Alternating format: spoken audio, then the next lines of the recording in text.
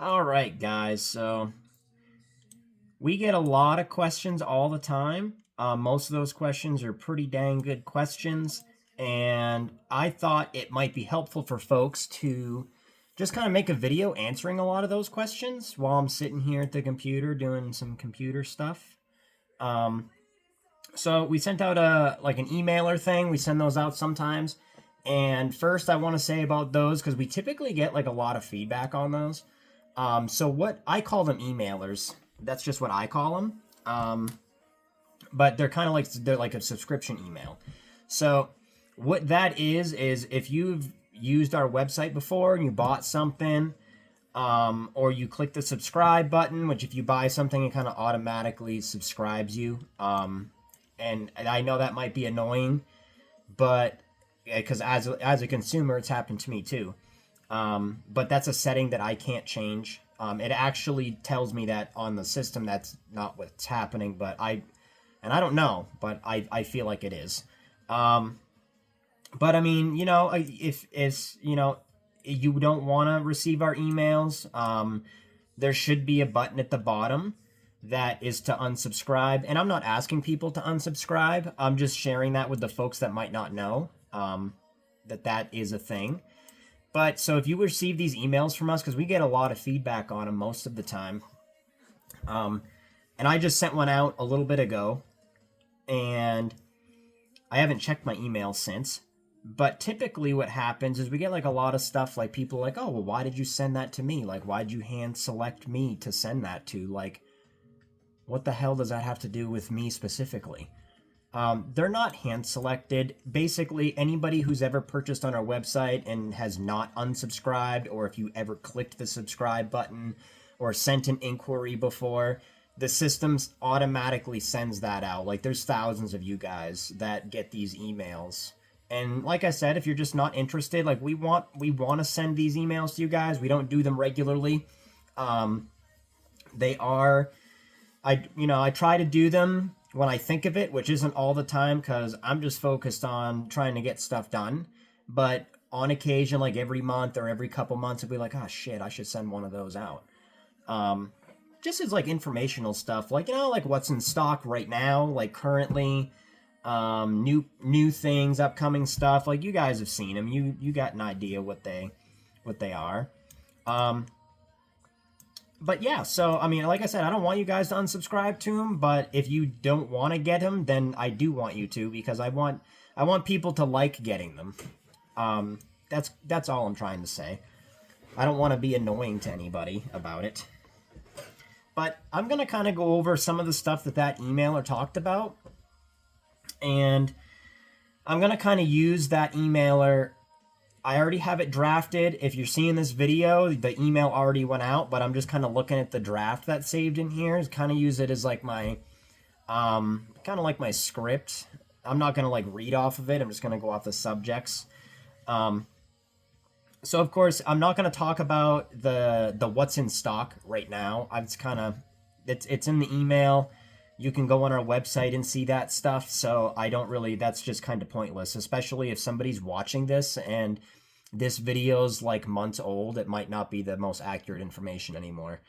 But I mean, everything else we'll get in. It's pretty much going to be on here, so I'm going to get right to it. So, what do we do? We're a really small shop. There's 3 of us in here. We do custom interior parts for the 80s to 1980 to 97 F-Series trucks and Broncos.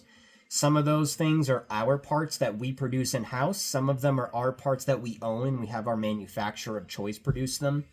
And even in times like that where a manufacturing facility makes it for us, like our window switch covers, for example, we still control the quality. We control a lot of how they're produced. And when we get them, they still have some processing, like the pad printed labeling and a top coat finish for extra protection. The packaging is still stuff that we do, but the raw manufacturing is what they do. Like our doubled in radio bezels for the OBS trucks. That's an injection molded radio bezel, but they come uncolored. We color them like once a month or whatever to a bunch of colors or as ordered. And so that's something we do here. And the backing piece, we produce that piece in-house and adhere it to the bezel. And then, of course, the dash pads that come with them. We have a company that produces the metal parts of it. And then we have a local guy do all the welding to weld them together. And then we do all the foam and upholstery to them. If you get billet trim from us, those are not made by us either. Those are actually not our parts at all. We proudly sell them, but those are produced by somebody else. And all that stuff is right on the website. We don't I don't want to take credit for somebody else's part. So I mean, there's things like that, and then the carpet kits. Obviously, we don't make those here. A lot of people think we do, and that we have them on the shelf. But ACC makes those. They're all made to order. Seatbelts are made by a seatbelt specialist. It's a seatbelt manufacturer, and that's all they do. They produce those, and all that stuff's made to order. Armrests and things like that, we produce here in house from scratch. And yeah, I mean, I'm not gonna go over all the products that are in house. Even some of our repair brackets. There's a company that laser cuts them and bends them. We put hardware in them. There's some of them that they just laser cut them. We bend them on our own brake and put hardware in them and whatnot and package them. But so we have those parts, and it's primarily 80 to 97 parts. Most of the stuff is for the 92 to 97. The products that we have for 1980 through 91. We have our doubled in kit for the 87 to 91 trucks, which is still unavailable to order right now. They're not going away. The reason that they've been marked out of stock for months is because we're so busy and we don't sell a ton of those anyway, and those are also made to order. They are very tedious to make, and like I said, we're not getting rid of them, and I hoped to have them in stock sooner than later. I've been saying that for months. So don't hold me to that one. Probably a year, to be honest. So don't hold me to that, but they aren't going away. But I'm going to be honest with you, we don't have time to make them right now. So that's why those are not on there. And if we also get the question of, why did you discontinue a part? I saw it on the website. It's still there, but why aren't you making it anymore? If we ever do stop selling something or making something, it's just not going to be on the website, because it's actually less time for me. When I'm on the computer, I just go click, delete, boom, it's done, it's gone. For me to actually mark it out of stock and still handle customer relations with questions about it is mountains more work than just deleting it. Again, I ain't complaining, I'm just saying the reality of it. So if it's on the website, it's still a thing. It's temporarily out of stock or temporarily unavailable to order. And then, we have armrests that we make from scratch. Those are from 80 to 97. We make those in-house. On top of our products, we also do interior restoration work. A common question we have is, what kind of vehicles do you only work on the OBS Fords? Honestly, it's probably about 75% or more of our work. I have learned over time, only by talking to customers and folks that call and email, that a lot of shops don't do some of the things that we do. There's a lot of upholstery shops out there, a lot of other shops that do plastic coloring or hydrographics or upholstery or whatever. But not all shops, to my understanding, again, feedback information only, do some of the stuff to the extent that we do, with the plastic repair and fab. It's unfortunate that we actually do get a lot of work that was at another shop not long before we got it. I don't really like seeing stuff like that. I'm grateful for the work, but I'm don't like seeing it, because I wish everywhere did really the best that they can. But we do work on any vehicle, and it can be any make, it can be any model, any year, you name it. I mean, we'll work on it. And just because you don't necessarily see a picture of one we've worked on doesn't mean we haven't. It's possible we haven't, very possible.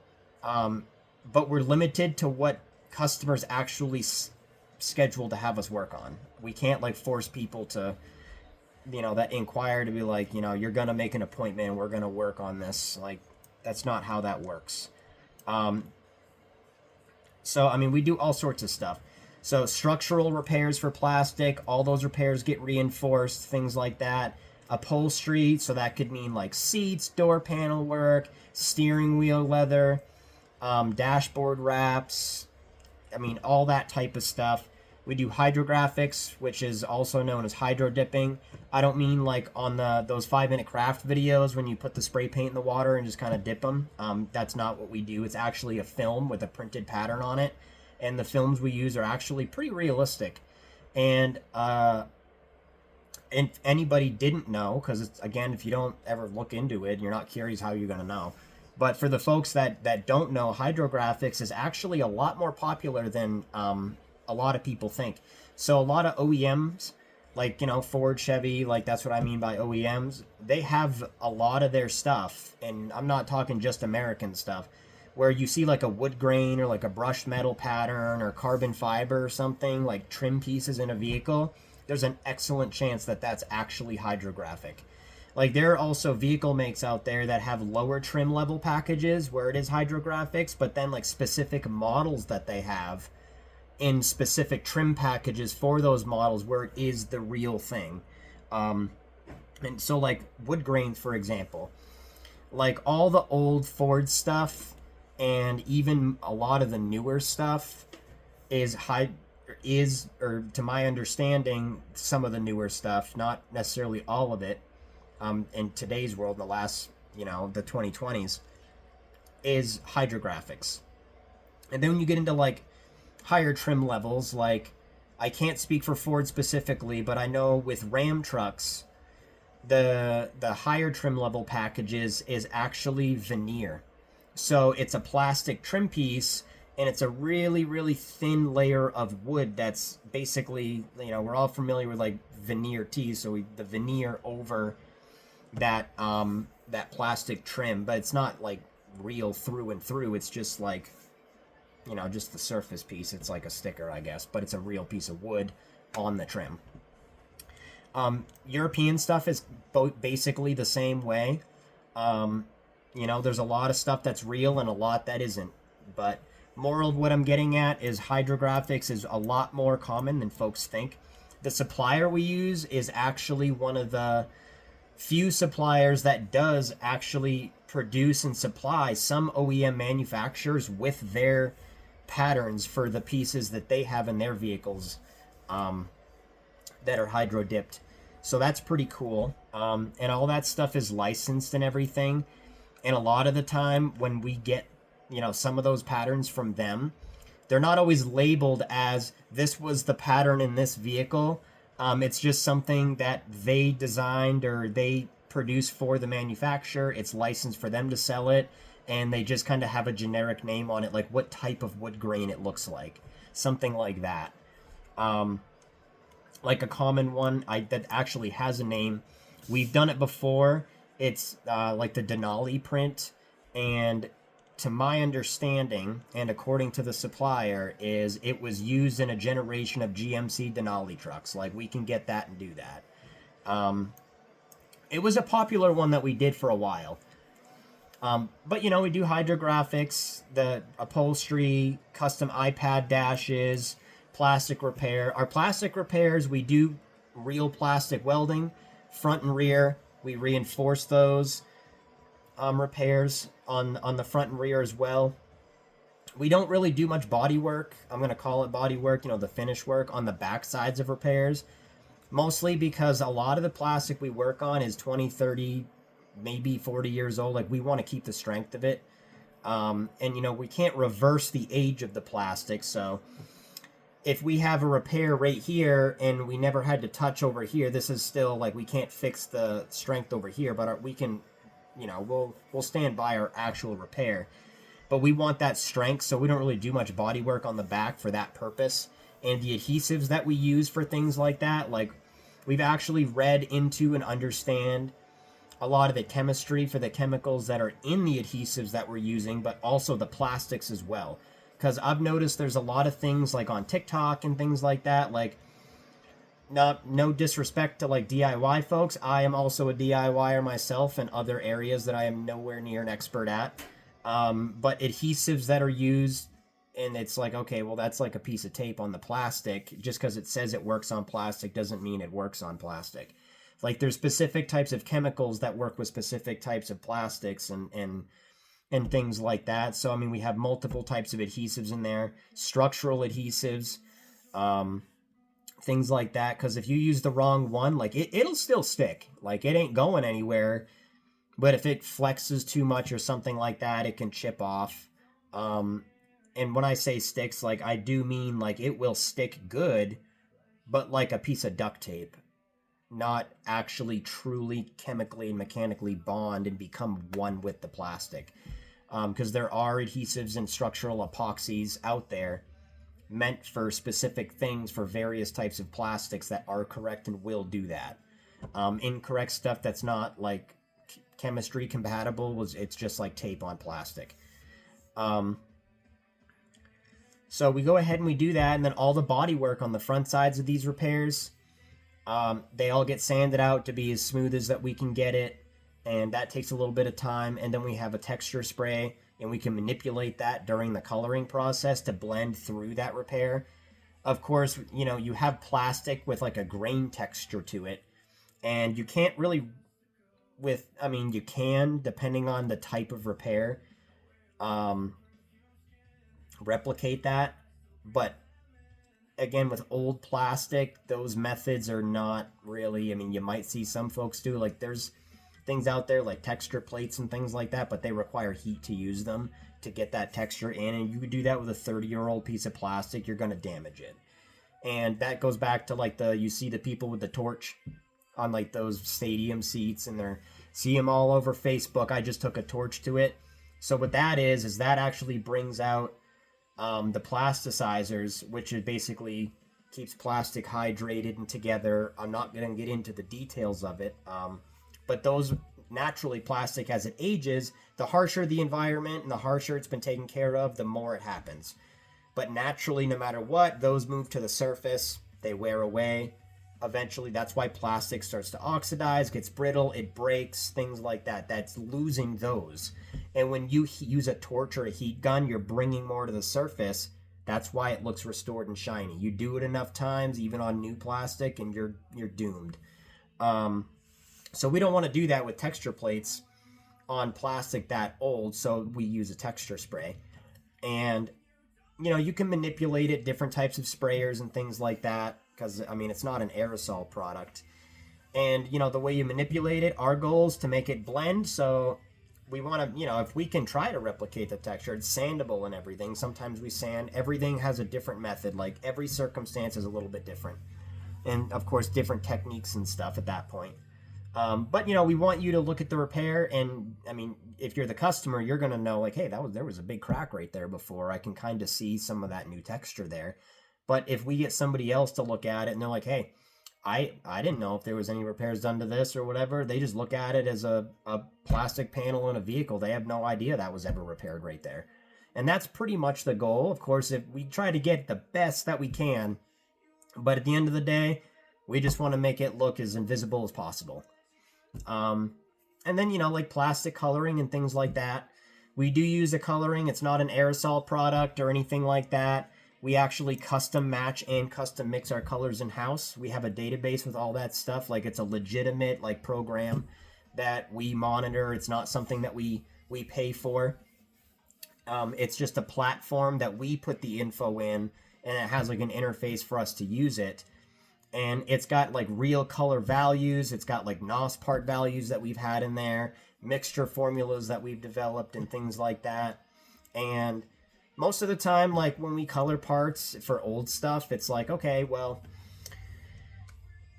we typically just go for what we have for, like, a NOS part formula. It's like a new old stock. So, you know, we recently had some NOS granite gray door panels, and we went through, scanned the panels in, like, 6 locations across the 2 door panels, found, like, high and low values, average values. We mixed color to that.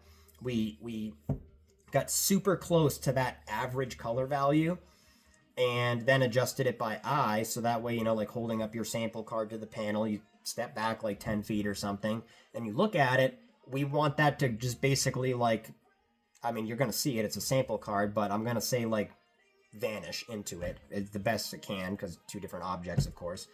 And that's the goal. So you, and then of course it has to stay within the high and the low values. Even though you hit that average, adjust it a little by eye, still within the values. Now we have a formula. And that's typically what we use on most stuff unless directed otherwise. So the most common time that we don't is when we get like a single door panel to work on, not really dashboards, but with these colors that are that old, if we were to just go like, okay, we're working on one door panel, you're going to get in your vehicle and kind of look around and be like, well, that looks like shit because it's a different color. The color is technically correct and extremely close as you're going to get, way significantly closer than an aftermarket part will ever get you. And we do have data to back that.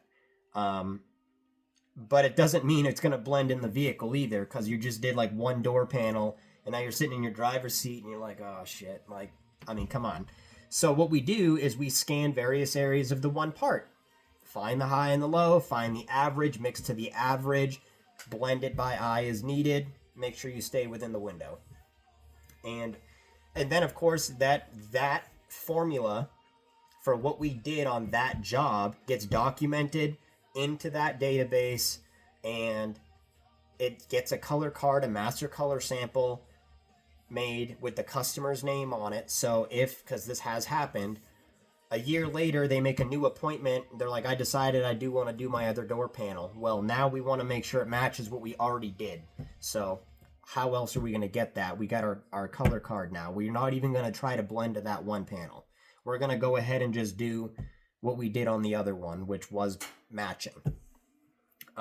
So of course that's going to be a much better result than what a lot of places do. I'm not trying to sound any type of way, but I mean, you're going off and looking at your rattle cans on the shelf and you can match them up pretty close. Some of them are going to be pretty close, but you're not going to get it as close as somebody that's going to custom match and mix to customized NOS part formulas or blending in to your part specifically. On top of the durability factors, we have a video on the website about the coloring that we use and compared it to some aerosol products that are heavily marketed and the durability. I'm not going to get into that in this video. It's redundant. I've talked about it a million times. And honestly, I mean this as respectfully as possible, but it upsets a lot of people because it goes against what they believe about some of the heavily marketed stuff.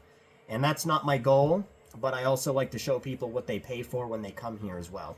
But if you're interested in that video, go to our website, cardesigns.co, so .co. That's car, so CARR designs.co. Go to the gallery, click videos, and it's right there. It's like an hour long. It's kind of boring, if I'm going to be honest, but it's pretty informative and it's pretty neat. It's some serious durability testing. And of course, I can't say this enough. Nothing's a dye. The rattle cans are not dye. It's a coating. It all says it on the product. Don't let people fool you. That's an industrial plastic is in a liquid state is when it's being dyed, not in a shop. Moving forward, so I get a ton of questions about prices. I understand and totally get where people are coming from, like myself included. I just want to get an idea. I just want a ballpark rough idea. Like, I caught myself trying to ask that recently. I didn't actually ask that, but I needed some electrical work done at my house. And I was like, well, fuck, I can't really do it like this month or next month, but I just kind of want to know what I'm looking at. But I just called the electrician. I was like, hey, this is what I got going on. I don't want to waste your time. It's going to be a few months before I can afford to do this.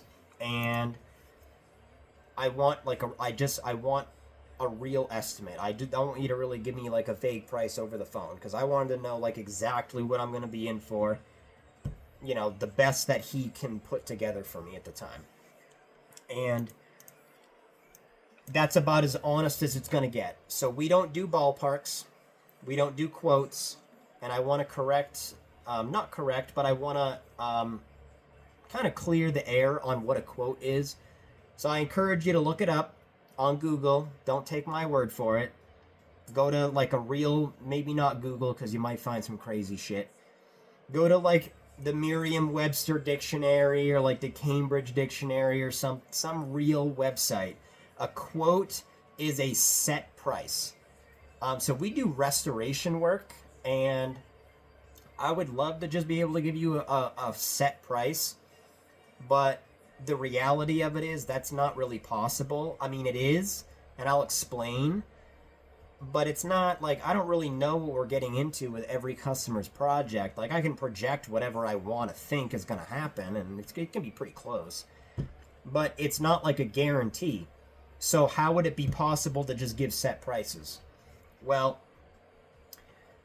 you can have a flat price to do something, and then there's going to be 3 things that happen with that. Number 1 is somebody gets fucked. It could be me, it could be the customer. I guess that's 2 things. That was 2, not 1. The third thing would be it's pretty fair and accurate. So what I mean is, if we give a flat price and then we get the job, it could take so much more labor time, and depending on the materials the customer chose, we might get ripped off. Like, we could have double the amount of time that it normally takes, to where now that flat price didn't cover it. And a quote is technically, unless in like fine print on, like, we've all seen prices before where it's in the fine print where subject to change. Well, at that point, it's not really a quote, is it? But it's labeled that way. And I've learned in my experience, people don't read the fine print or even the large print. That's the title of what you're giving them. So I don't want to do that. Or their stuff could be in pretty dang good condition, and they want like vinyl, not some really nice top shelf leather. And all of a sudden, now they're getting fucked, because they could have saved like $800 maybe. That's not fair to them. In the first situation, wasn't fair to us here either. If somebody disagrees with that, I'm going to question their ethics and morals at that point. And then you have the third situation where it's probably pretty accurate, like, you know, because a flat price is either going to have to be super inflated to cover everything, or based on like an average. And you could get like the average job, and you're like, oh, wow, it was pretty accurate actually. Like, you know, that flat price kind of covers like X amount of hours. We were within a couple hours of that. The supply costs, like, pretty accurate. We don't like to roll the dice that way. Or I should say, I don't like to roll the dice that way. And, hold on a second here. I would rather just be honest with the customer. And now I used to just give vague prices, ballparks, rough ideas, like in Facebook comments, Facebook posts, TikTok comments, emails. I mean, I still sort of do it on the phone, but I kind of do it in a way of like, hey, on a scale of 1 to 10, if 10 is it's brand new at the dealership, and, you know, maybe a 5 to a 7 is like average, in my opinion. It's going to be a minimum of this amount of hours. This is our hourly rate. I don't foresee supplies being less than this, but if I were you, I would expect more.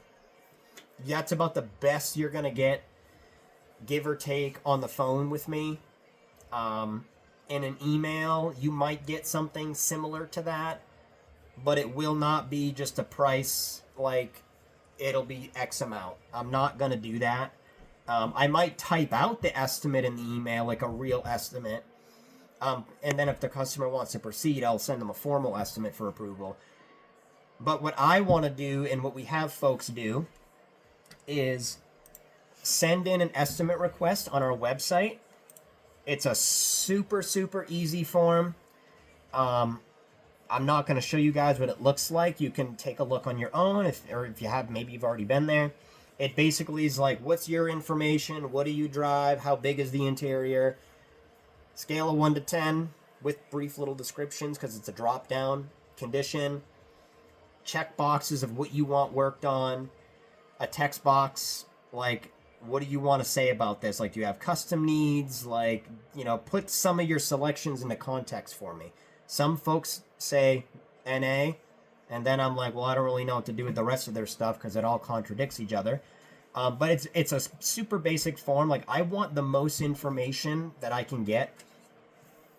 You don't have to have a complete vision. Like, I want this type of stitching in this color with this color there, that color there. I want this kind of feature. Like, it doesn't have to be a 100% thought out thing. But if you have, like, this is my vehicle, this is the size of the interior, here's good pictures of my interior, because a lot of people like to send Google pictures or like pictures of them if they're on their wedding day, like in front of their truck or something, or like they're under the hood. Like, I'm happy to see y'all's projects. Everybody has some cool builds, but I genuinely really need to see like what your interior looks like, so I can get an idea of what we might be working with. I've also had people send in like screenshots of our website. That's weird. But, you know, I want to see that stuff. I want to know, like, how big the interior is, a general idea as best as I can, condition of it. Do you have an idea on color schemes? Like, oh, I just want original colors, or do you want, like, custom colors? Maybe I want brown and black, you know, things like that. And then I can toss out ideas like, okay, cool, I think if we put this color here, maybe that color there. Like, did you want, like, some decorative stitching somewhere? What would you like to do with the trim? We can kind of, you know, snowballs. Talk about those types of things. And when I get enough information to justify putting together an estimate, it will be to the absolute best of my capability based on the information I collect, which is, again, the condition of what we're working on, some material selections, themes, things like that. I can then take my experience of, this is approximately what I think it's going to take for an amount of time, you know, hours for labor, and I can go ahead and be like, okay, I also estimate it's going to take roughly this amount of this supply and that supply, like, and that's what that costs. And it's not a promise, it's not a guarantee, but it's going to use the information in that moment to the best of my ability to give you an estimate, and it's going to be honest with that project. It's not going to be the price for somebody else's project that might guarantee it's probably never going to be relevant to you. It's not going to be vague. Like, it's going to be an estimate that's you can approve or decline, that is fully honest. It's as accurate as it's going to get. It is way better than a ballpark or a vague price or anything like that. You can see exactly what you'd be signing up for. And of course, like I said, it's not like I can't promise that's what it's going to be. But if it's something happens and I'm like, well, shit, this is going to take like an extra like 5 or 6 hours to do this, we're going to send you an email or something, just letting you know. And then at that point, like, if you say stop and hold, like, that's okay. You know, because we've had times where customers are like, you know, is it done yet? Is it done yet? Is it done yet? And then we get it done and they're like, oh, well, I lost all my money gambling like 3 months ago. So you're going to have to wait 8 years to get paid. And then I'm like, okay, well, we'll figure something out. But I wish you told me that like 3 months ago instead of emailing me every 4 minutes asking if it was done, including yesterday. Because I could have put it on hold and maybe did something else so I can pay my people. Just communicate with us. I want to communicate with you. I want you to communicate with us. That's all I ask. We can figure something out together, regardless of the circumstance. Most of our customers are pretty good about that stuff. My scenario is that I described. I mean, stuff like that does happen, but it's not every day. So that's pretty much how we operate for when it comes to services. If you want like more in-depth info like on what those services are, you can go to the services page on our website and like you can click on the service. Like it'll say, I think it says like read more or something like that, and it'll kind of break down the, you know, it's like a whole page about that service specifically. You know, and then if you approve the estimate, we go into scheduling, we do take deposits. The bigger the job, the bigger the deposit. And a really good question that we get about deposits is why. So we set a time aside in our schedule to factor in Mr. Customer to get their stuff worked on. If it's just like some door panels and like a dashboard or something, like it's probably going to be like $100 non-refundable deposit. And I say non-refundable because most of the stuff gets shipped to us because we take work from all over the place. And we try to touch base with customers like a few weeks ahead of time, like, hey, your appointment's coming up, please confirm or decline. Maybe we can reschedule, whatever. But there are times where somebody will no show and like we don't hear back. And in case you guys didn't know, we do have read receipts on all of our emails, our invoices, our estimates, everything. It's not to be malicious. It gives me a decent idea. First off, like if I have had times where I'm like, man, nothing has been being read for emails recently. I discovered there was problems in my email settings. I wouldn't have been able to do that without read receipts. But the other half of that is a lot of time in the event of, important information being missed or misread or misinterpreted or something, and somebody will be like, well, I never got that. I really wish you told me. And I'm like, well, I don't want to be a jerk, but here's that email and it says that you read it and it was the only communication we had that week. And I don't like doing it to people, but it helps. And most of the time it really does just clear the air with folks in a positive way. But like I said, so all that stuff has all of those things going on. And when you no-show, that's okay. Like, it's not the end of the world, but because everybody ships stuff in, or most people, it's, like I said, it's not the end of the world, but now it's like, okay, well, let's contact the next appointment. Or if that appointment's way too big, maybe we got another one that's like right after that, that's a better suitable size to like rate and slot. That doesn't really work.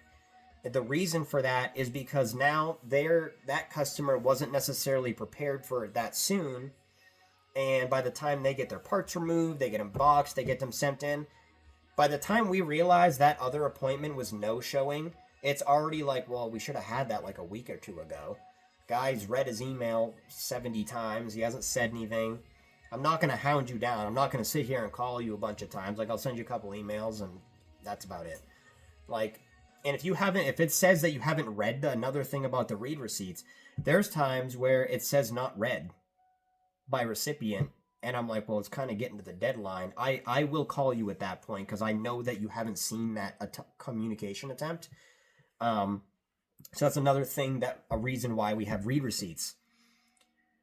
But in the event that everything was read, by the time we realize, well, that guy's not showing up, we have other stuff to do. It's not a big deal, but now I can't, like, it's going to take me a few days to shuffle things around, because now we have to edit the process. It's like we have things that we can do. We got product production, we got restoration work. Everything's kind of scheduled. When I go into a week, I'm like, all right, she's going to go over there and she's going to go in the booth and paint A, B, C, D throughout the week. You over there, you're going to work on John's job and then you're going to move on to some other guy or whatever. And I'm all over the place.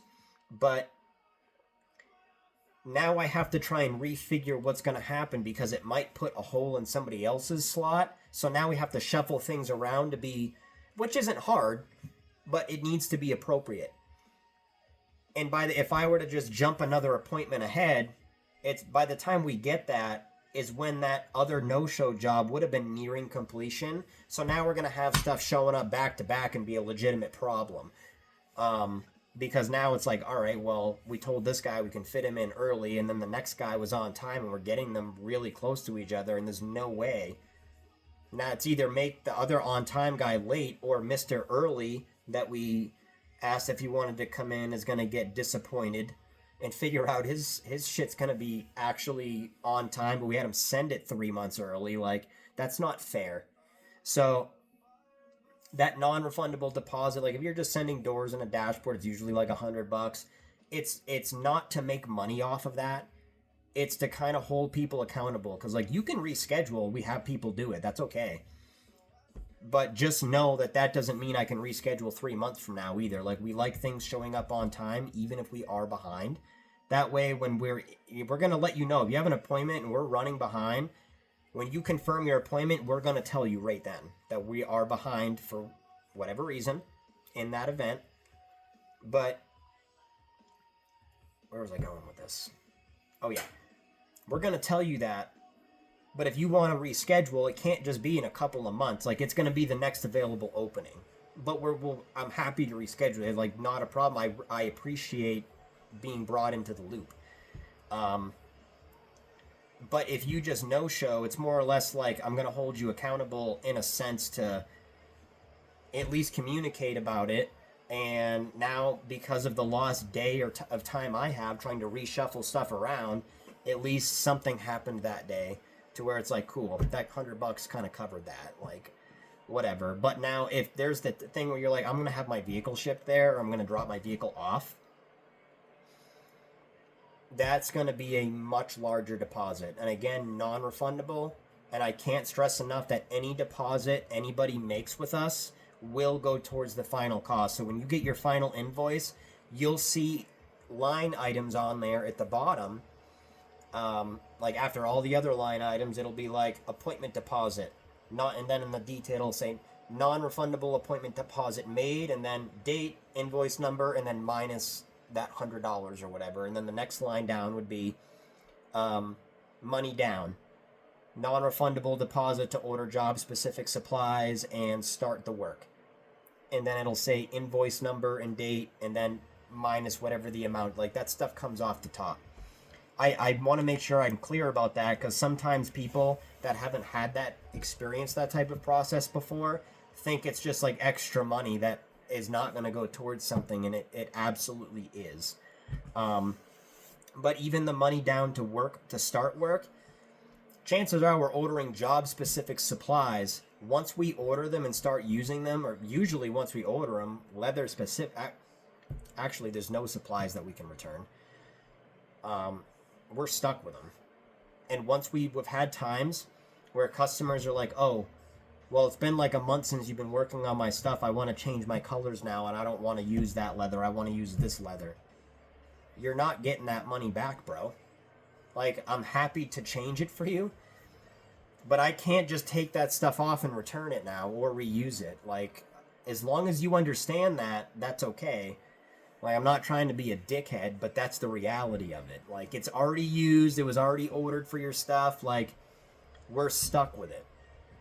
We can still change it, but you just have to pay for that. Like, once I stop using it and, like, I remove it from the project, like, it literally goes in, it has to go in the trash. Like, I can't just reuse it. It's covered in adhesive on the back, and it was cut to size, and whatever the case might be. But that's kind of like how that works. Scrolling through my email here. That's pretty much everything. Lead times. Here's that. So I get asked all the time what lead times are. Happy to answer those questions. But I do try to keep the website pretty up to date. And something that confuses people is, so there's a lot of stuff that has lead times, like, so our classic doubled in kits, like the full kit, billet parts I'll talk about in a second, armrests that we make, things like that, we make those here, not the billet parts, but that means they get, like, scheduled into the workflow, first come, first serve. So, like, if somebody orders today, their order is going to get worked on before the dude that orders tomorrow.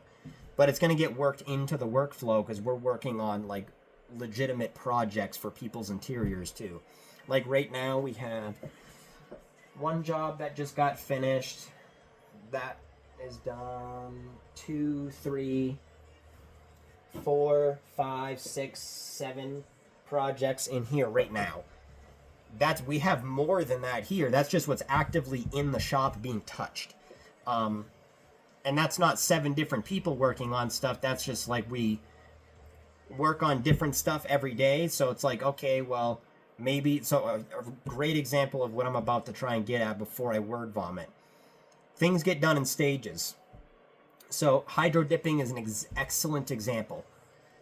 We have several hydro dipping jobs coming up, and because of all the setup and everything, we don't just randomly stop doing what we're doing, hydro dip 1 or 2 parts for somebody, and then clean up and all that shit. Like, we're like, okay, let's wait until we have a bunch of it going on so we can make like a 1 or 2 day haul of it. I have a couple in the folders over there that are just trim pieces. The blue shit over there that you can't really see has a bunch. Yeah, so this blue shit right here, Jesus Christ. This shit. There's some parts for that. There's another interior that's in a wooden crate outside that has parts, and then there's some in the house. So we've been collecting this stuff, and we have that day coming up soon, and there's a couple of dash kits coming up really soon that have literally like a single piece. So that's what I mean by stages. Like, we're not going to stop everything and do them as they come up.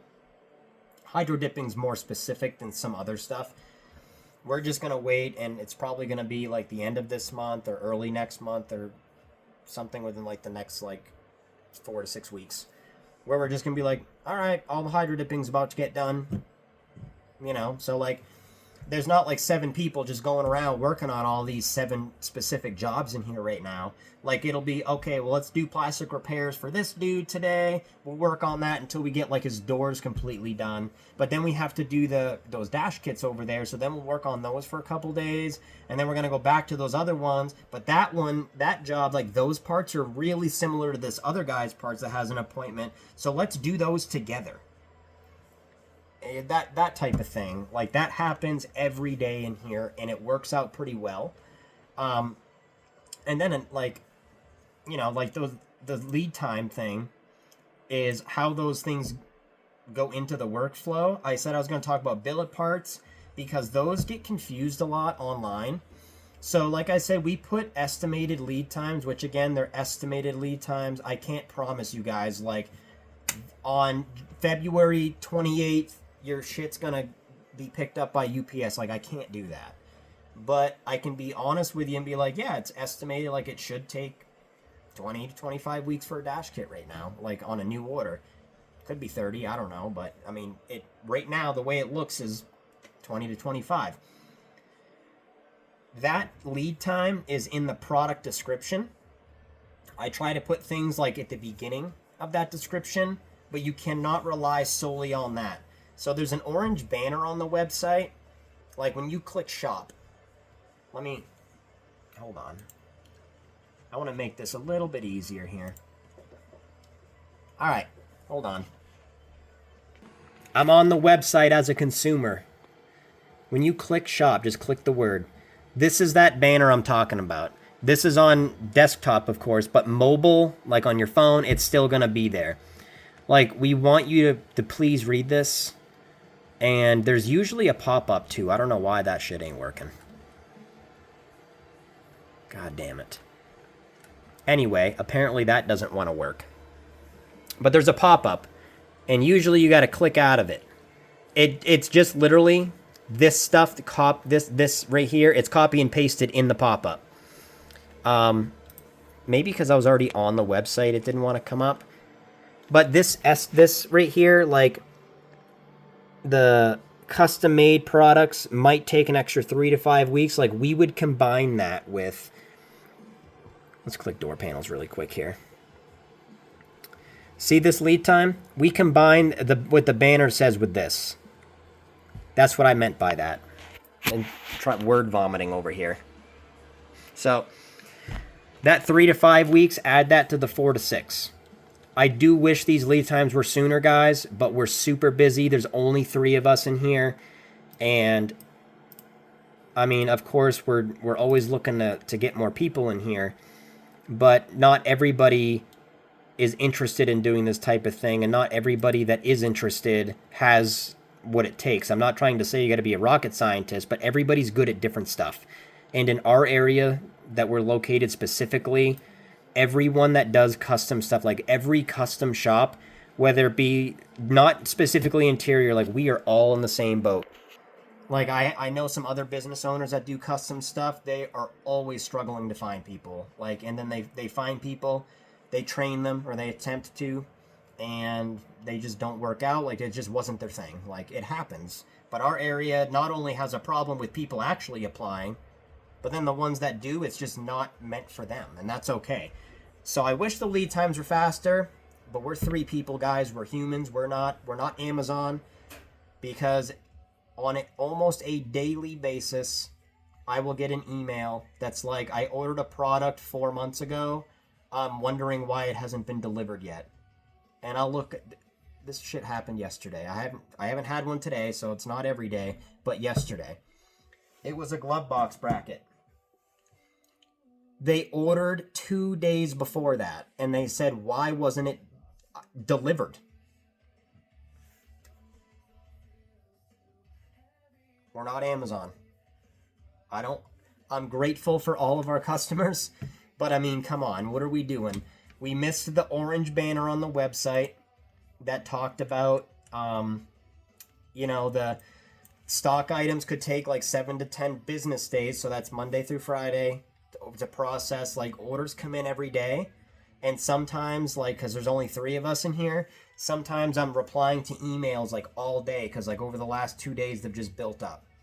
I try to get to stuff pretty quick though. But sometimes things get carried away. And like yesterday, I discovered that trim parts that we were doing, the super high gloss, like piano black, I remembered them. I'm like, well, shit, like a week ago, had a bunch of solvent pop on those. Now I gotta wet sand those down. That guy's getting mildly impatient, rightfully so. Super respectful dude. He's been a great guy. And I'm like, okay, well, I gotta take care of that. And it's like, shit, now I forgot I gotta ship that thing. So that's why, honestly, it might take like a week. I'm being honest with you guys. And the last person that I hired specifically to do shipping stuff, things were going to the wrong places. It was a train wreck. So that's where we're at with that. Let me go back to my little deal here. Dun, dun, dun, dun, dun. Yeah, I think that's pretty much it.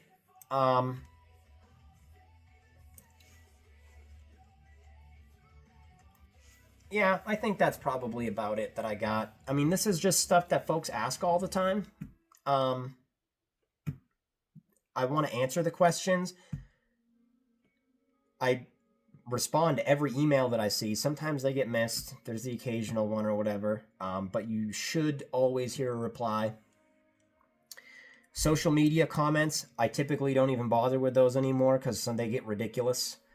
And social media messages, there's like a little automated thing that takes care of it. If, it's like, oh, thanks for contacting us. If you're looking for A, click here, or B, click here. If you have questions that aren't answered there, ask. Like, they don't ask, so I got other stuff to do. It's not that I don't want to talk to them, but if it was something that didn't get answered, I'm assuming that their question was answered. If it wasn't, just type the message and I will get back to you. What else on here? I just want to make sure I'm covering everything. Oh, shipping. There's another one. I get questions about shipping. This is a weird one. I don't get it. It is what it is. I'm not upset about it. I'm just confused by it. So whenever we put the shipping labels on stuff, those tracking numbers go out to the customer on their order. And like on my end, it says tracking email sent to, and then the customer's name. And then, of course, there's read receipts on that. And I don't know why. I want someone to comment what is probably going on. Because, I mean, it doesn't bother me. But it'll be, for example, today specifically and yesterday, we shipped a ton of stuff. There was like 4 people that called where their tracking numbers were emailed to them like 3 or 4 hours ago at the time of these calls. And it's like, I haven't gotten an update on my order. Has it shipped yet? I haven't gotten it. And I'm like, okay, well, I don't know who it is at first. So I'm like, yeah, well, it's your order number, your name. If you want an order update, I want to give you one. And I have something else to say about that in a minute. But either way, go to look it up. They give me their info because like I want to help them. And then I'll be like, fuck me, I just shipped this thing like 3 hours ago. So I'm like, oh, your stuff just shipped like whatever. Like, do you get a tracking email? And they're like, no, I didn't get it. And then I'm like, huh. The read receipt on that says it was read 8 times. I ain't mad about it, but I don't get it. Like, I just don't. I want to understand it. They can keep calling. I'm going to keep answering them. It's just weird. But I almost wonder if it's like some folks are like, oh, well, I got the shipping email and they track it maybe. Maybe it just because it hasn't been, it's not like halfway there yet. Maybe I don't know. I don't know. It's dumb. It doesn't matter. What was I gonna say? I was gonna get back to. Shit. Yep. Yeah, I guess I don't really remember what that was. Oh, that's what it was. I had to pause right there to think hard in my thoughts for what I was about to say. Fuck. Oh, product updates. Yep. I'm sorry, guys. So product updates, like when you have an order. So I've had customers reach out before and they say, I wish you'd just send like individual product updates every week. And there's a reason that we don't. Like, you're always welcome to email asking, like, hey, can I just get an idea of my order status? Like, I don't want to leave you hanging. Like, if you ask, I'm going to respond to you as quick as I can. But the reason we don't is because there's dozens of orders on hand at all times, and most of them are for like custom made stuff with lead times. Mix that with the restoration work, and there's 3 of us in here. I've thought about doing it because they say, hey, like, I've had a few people mention, like, how come you just don't send them, like, once a week? You just sit down, send them to everybody with an order, like, this is where we're at. Well, I tried that one time, and it was very unsuccessful because I spent an entire day almost doing it. And I'm like, yeah, we can't do that. Because now that was, like, almost a whole day of me, personally, could have completed some of those orders. And then, that just adds to lead times. So that's why I don't.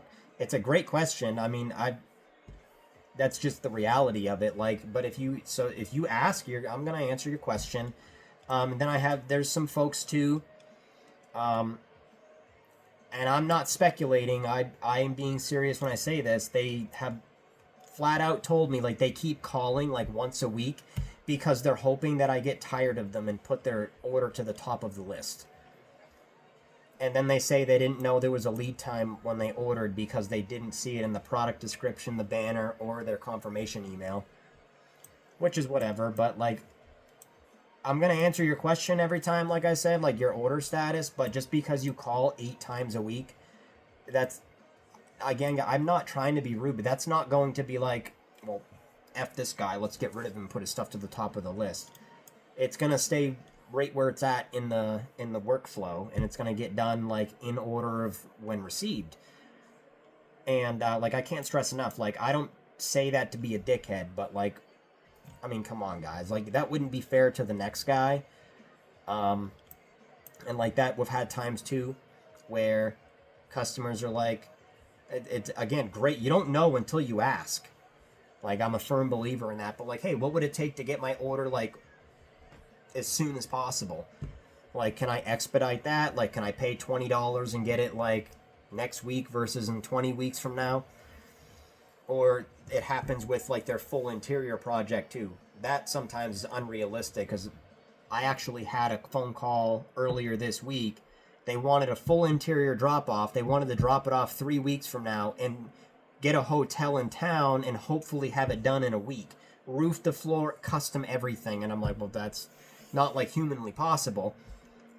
But the expediting order thing and like regular reasonable stuff, like it I don't like doing it. I don't advertise it. Like, if someone's real, got their heart set on it, like, sure, we can do it. But I'm not going to make anybody else, out of my other 2 people, I'm not telling them, like, hey, can you work late? They already work a lot of hours as it is. Like, I'm not going to ask them that. So I am going to be the one doing it. And I am already here from early in the morning. Like, my hours fluctuate. Like, we have business hours. I'm here all the business hours. But sometimes I get in at 7 in the morning, sometimes I get in at 5:30 or 6. Chances are I ain't leaving till 7 at night. Like, at that point, like, I might as well get a cot in here if I start expediting everything. And of course, I don't advertise it to people, and I probably shouldn't even say it on here, because if everybody does it, we're in the same situation. But the price will go up significantly, guys, if you want to do that, because now I'm basically going to have to buy a cot and live in here for until it's done. With the amount of time that I love what I do. Like, a lot of 50% of the reason I am here all the time, like outside of business hours, is one, I really like what I do.